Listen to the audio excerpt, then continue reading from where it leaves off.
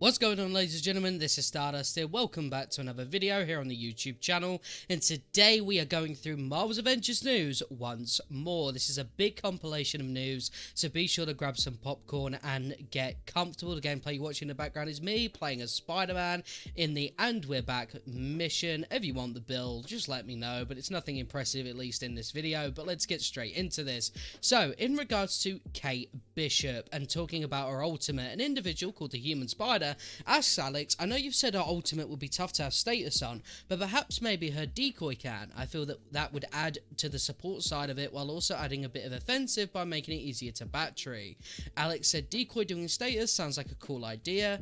DeBurton then says that would be awesome. I use the explosion spec all the time. And then Alex says I personally do as well. Maybe I can do something with that. I think that Kate having decoy status effect would absolutely make her an elite class. You know, we've already seen the amazing things that people are able to do with Spider-Man's drone with status, so I can only imagine that that would be the same with Kate Bishop. The only thing is that Kate, you know, she's able to activate status a lot easier, so that battery will be happening a lot more often. So let's move on to the next thing. Now we have Alex talking about corrupted Vibranium, the event where you will be receiving discordant sound gear. Now someone did ask, is it possible that we'll be getting elite gear from that, you know, the discordant elite gear? Now I didn't think we would, but Alex does confirm that you get the elite raid gear from the elite raid exclusively, and the event will just be for normal raid gear. That is to be expected. I don't have any problems with that. You know, if you thought otherwise, I do apologize, but it just kind of seemed obvious to me.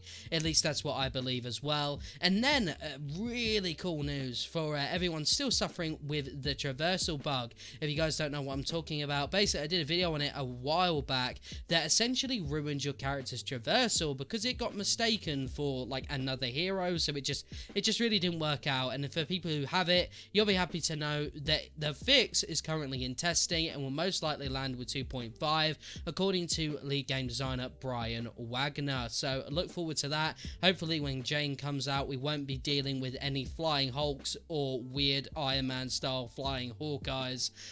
Next, pretty interesting one. Now before I get into this, I don't know why I'm thinking I'm taking this as like confirmation or anything. I just think it's important to spread this sort of information when developers do communicate certain things, and that is kind of what the YouTube channel is for. So my good friend Slipshot, you should subscribe to him by the way, asks, I'm gonna just throw it out in the air. Hey, it's Brian Wagner. Would Falcon work in the current state of the game? I've been really wanting someone like Falcon or Blue Marvel, but I remember seeing that Blue Marvel may not fit. That was my video where Alex says that he's basically too strong.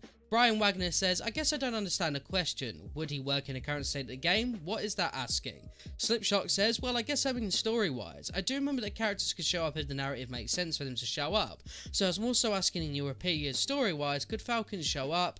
Separate question, could Blue Marvel show up? All hypothetical, of course. Now Brian says it's not really bad for someone like me to engage with hypotheticals because of the OMG X thing is confirmed crowd, which isn't what this is, by the way. No, Blue Marvel and Falcon are not confirmed when he says this. So what he does say though is narrative can be flexible and fluid, doesn't have to be a rigid thing. If we have a cool fun design for a hero, we can find ways for them to fit into our story, which makes a lot of sense. I mean, that's exactly what they've done with Jane Foster, right? Realistically, she probably didn't exactly naturally fit into the story, but they've probably found a way to get her involved, and that sounds fine to me. You know, as long as people can get the heroes they want, then I'm happy, you know what I mean? Because at this point I've got Spider-Man, who may not be the best character in the game, but that was my pretty much main pick for the game. So now I'm happy, you know what I mean? Like I'm cool with whoever they decide to release. So let me know who you want to see in Marvel's Avengers, who you would want to see, and what their story would be. Maybe you can even list some skins down below. I love reading the comments. It's one of my favorite things to do, and I make sure to heart every single one that I do read, so if I don't have time to respond, you guys know that I've like seen it, right? But thank you guys for watching today. Make sure to subscribe as always. Let's keep getting those subscribers up. You guys have been amazing with the support as of late, and I will see you guys in a bit. Peace.